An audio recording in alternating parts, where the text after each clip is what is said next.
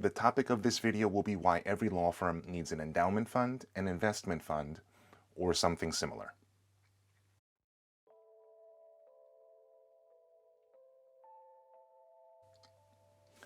Hey everyone, Steve here with Law Product Review.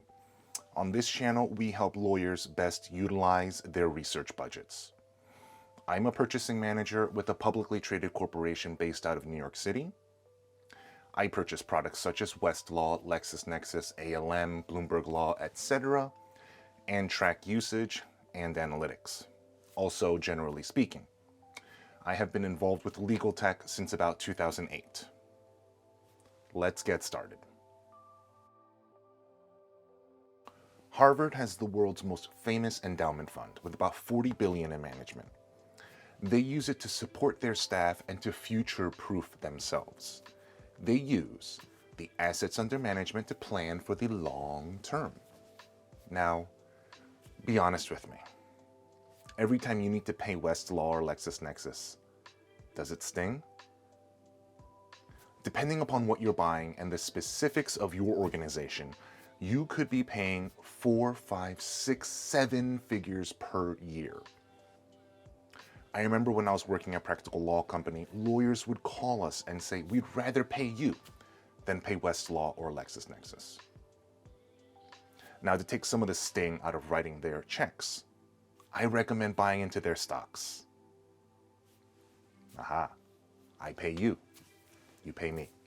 Here is a list of publicly traded companies that many lawyers and law firms use. Now, a pretty typical setup for most lawyers is a Dell laptop, an Apple iPhone. The iPhone is running on AT&T or Verizon Wireless. Maybe your servers are running on top of Amazon Web Services or Microsoft Azure, and for video conferencing, you're using Zoom. 1, 2, 3, 4, 5, 6. Boom. Your firm or you can invest directly into those companies. I pay you, you pay me. Now, in terms of legal tech, you can invest into Thomson Reuters, LexisNexis, Wolters Kluwer, and FactSet. All of these are publicly traded corporations. Now, in terms of news subscriptions, you can invest into the New York Times or the Wall Street Journal, which is owned by News Corp. Now, if you're a large law firm, you're likely located in an office building in an urban environment, New York City, LA, or whatever. My specialty is in New York, and some of the large landlords that I see over and over and over again are SL Green, Vornado, Boston Properties. All of these are publicly traded. You can buy into them. Your rent is probably one of your largest overhead payments. I pay you, you pay me. Now, no matter where you work, you need office supplies. So some of the publicly traded corporations that provide office supplies are Office Depot, Costco, Amazon, Xerox. I would leave it up to you which of these you think is a better investment. In my opinion, Amazon is probably a better investment, but all of them are pretty solid. So, travel and transportation. Your personal car? Do you have a Ford, maybe a Tesla? Airlines, Expedia, car rental companies.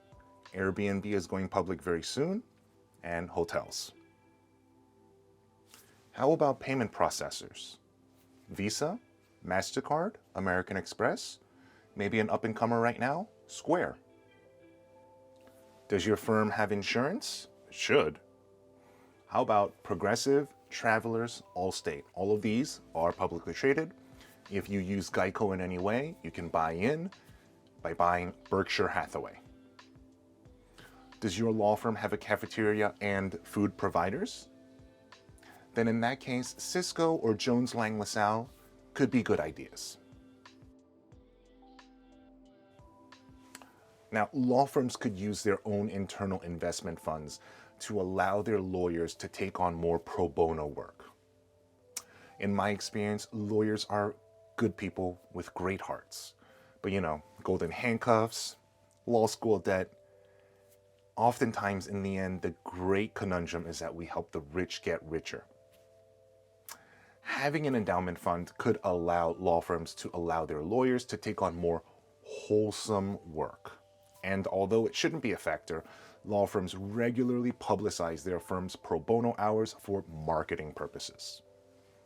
Having an internal endowment fund could help with such PR matters. It can also help to make your firm pay better, which always draws in better talent, or allow you the flexibility to occasionally write off client invoices, which helps with customer retention.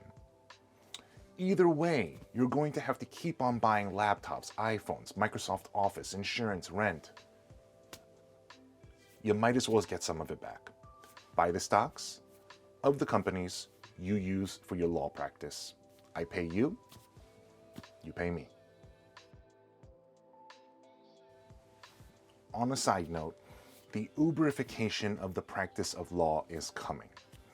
It's not a matter of if, it's a matter of when. For now, the power rests with the large law firms as attorneys, and legal tech companies name drop the law firms that they are associated with. However, one day, the great disruption to the business of the practice of law, the Uberification of it, it's coming. When the Uber of law firms starts to gain momentum, it will want to partner up with existing large law firms, and it will be at that time the law firms that monetarily invest and build relationships with such startups, they will survive. And the ones that don't will die. I will go in depth on this theory in a future video. Now, there may be links down in the description below. If you use any of those links, it helps me to continue creating content like this. My name is Steve with Law Product Review. Thank you so much for watching, and remember, don't share passwords.